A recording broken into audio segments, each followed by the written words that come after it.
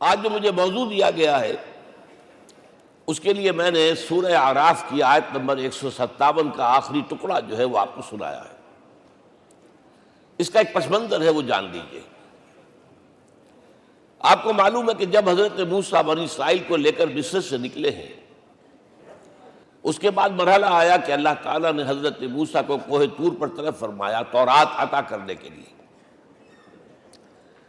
ان کی غیر حاضری میں ایک فتنہ کھڑا ہوا اور کچھ لوگوں نے ایک بچڑا بنا کر اس کی پرستش شروع کر دی بنی اسرائیل میں سے، سامری کا بنایا ہوا بچڑا۔ جب حضرت موسیٰ واپس آئے انہوں نے یہ دیکھا تو بہت غضبناک ہوئے، اور پھر اللہ تعالیٰ کے حکم سے فیصلہ ہوا کہ 12 قبیلوں میں سے جن لوگوں نے بھی یہ شرک کیا ہے ان کو انہی قبیلوں کے لوگ خود قتل کریں۔ کئی ہزار اسرائیلی قتل ہوئے۔ یہ بہت بڑا یوں سمجھیے کہ پرج ہوا ہے اس قوم کے اندر۔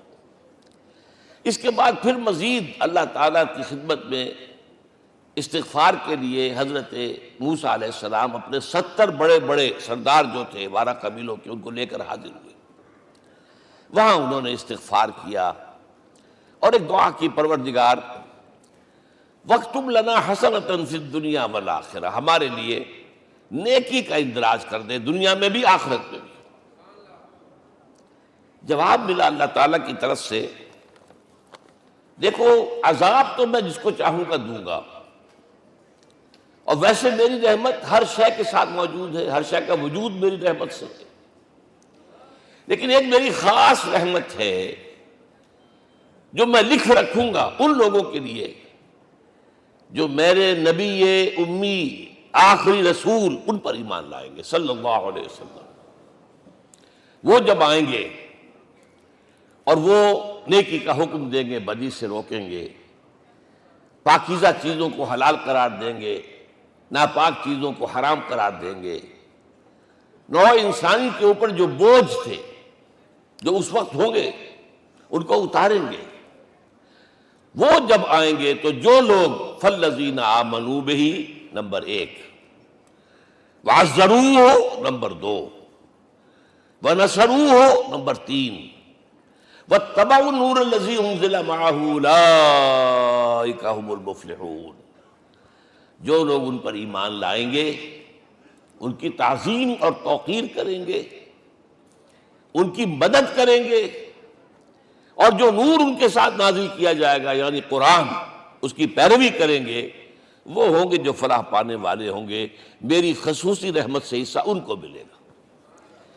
اب یہاں پہلے تو دعا کر لیجئے، اللہم ربنا اجعلنا منہم، اے اللہ ہم سب کو ان میں شامل فرما دے جو تیرے نبی کے ساتھ تعلق کی ان 4 بنیادوں کی شرائط کو پورا کر سکے، تقاضوں کو پورا کر سکے۔ اب ذرا ان میں سے ایک ایک کو لیجئے۔ ایمان جانی پہچانی چیز ہے، ایمان جسے کہتے ہیں، اس کی تشریح میں جانے کی ضرورت نہیں، وقت بھی محدود ہے، لیکن ایک بات سمجھنے کی ہے بہت ضروری۔ ایمان کے 2 لیول ہیں۔ ایک قانونی ایمان ہے جس کی بنا پر ہم ایک دوسرے کو مسلمان سمجھتے ہیں، اس کا تعلق اقرار باللسان کے ساتھ ہے، زبان سے کہنا اشہد ان لا الہ الا اللہ وحدہ لا شریک لہ واشہد ان سیدنا و مولانا محمد عبدہ ورسولہ۔ کوئی ہندو تھا، سکھ تھا، پارسی تھا، عیسائی تھا، یہ کلمہ کہے اور اسلام میں آ گیا۔ لیکن یہ زبانی کلامی ایمان جو ہے یہ انسان کی سیرت و کردار پر اثر انداز نہیں ہو سکتا۔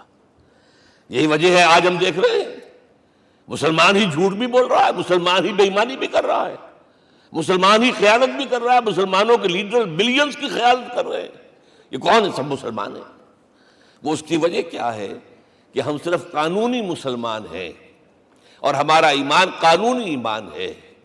اس کے لیے اسلام کا لفظ قرآن میں آیا ہے سورہ حجرات میں، قالت الاعراب آمنا قل لم تؤمنوا ولکن قولوا اسلمنا۔ اے نبی یہ بدو کہہ رہے ہیں ہم ایمان لے آئے، ان سے فرما دیجئے تم ہرگز ایمان نہیں لائے ہو، یوں کہو کہ ہم مسلمان ہو گئے ہیں۔ ولما يدخل الایمان فی قلوبکم، ابھی تک ایمان تمہارے دلوں میں داخل نہیں ہوا۔ بہرحال اللہ کا شکر ہے اس نے ہمیں مسلمانوں میں پیدا کر دیا، ورنہ ہم میں سے کتنے ہوتے اگر کہیں اور پیدا ہو گئے ہوتے تو نعمت اسلام سے بھی ہم بہرہ ور ہو سکتے، کیا کہہ سکتے۔ اصل ایمان ہے جب وہ دل میں داخل ہو جائے، یقین بن جائے۔ اسی لیے بچپن میں یاد کیا ہوگا ایمان مجمل، آمنت باللہ کما ہوا باسمائہ و صفاتہ وقبلت جمیع احکامہ اقرار باللسان و تصدیق بالقلب۔ جب تصدیق بالقلب ہوگی تو اب اس کے تقاضے جو ہیں عملی پیدا ہوں گے۔ ان تقاضوں میں سے ایک میں 2 حدیثوں کے حوالے سے آپ کے سامنے رکھ رہا ہوں۔ پہلی حدیث حضرت عبداللہ بن عمرو بن العاص رضی اللہ تعالی عنہما سے مروی ہے، لا یؤمن احدکم حتی یکون ہواہ طبعا لما جئت بہ۔ دیکھو تم میں سے کوئی شخص مومن نہیں ہو سکتا جب تک کہ اس کی خواہش نفس تابع نہ ہو جائے اس شریعت کے، اس قانون کے، اس ہدایت کے جو میں لے کر آیا ہوں۔ اگر عملاً تابع نہیں ہوئے تو حقیقتاً مومن نہیں ہو۔ دل میں جھانکو، Do I really believe that Muhammad is the Prophet of Allah?